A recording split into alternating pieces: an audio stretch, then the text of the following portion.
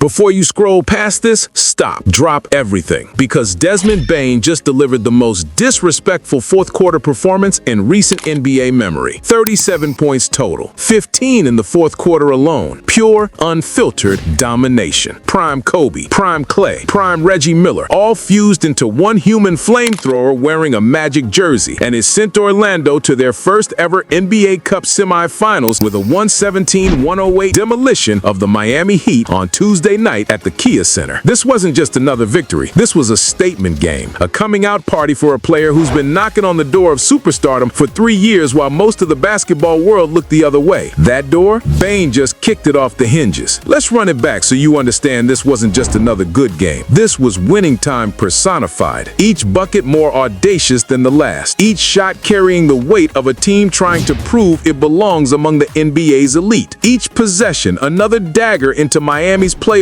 hopes. Bane opened the fourth quarter like a man possessed. 2 3-pointers in the first minute, then a 3-point play at 2:06 that stretched Orlando's 6-point lead to 13. The Heat never recovered. Miami never got the margin under 9 until garbage time, when the outcome was already decided and the starters were watching from the bench. The sharpshooting guard finished 6 of 9 from beyond the arc, a blistering 66.7% clip with 6 rebounds and 5 assists. It marked his third 35-plus point game of the season, tying a career high for such performances in a single campaign. But the numbers only tell part of the story. Winning time, Bane said post-game, his face expressionless, voice flat. That's all I care about is winning. Zero emotion, deadpan delivery, ice in his veins. When reporters pressed him on the historic performance, asking what got into him in that fourth quarter, his response was pure killer instinct. Just hooping. Teammates kept finding me. I let it fly. That's it. No elaborate explanations, no chest thumping, just a professional doing his job at the highest possible level when it mattered most. But here's what most people are missing. This didn't come out of nowhere. Bane's been building to this moment for 3 years while the league was sleeping. Too many casual fans still think of him as a role player, a nice complimentary piece, the kind of guy who's good for 15, 18 points on a contender, but not someone you can build around. They're wrong,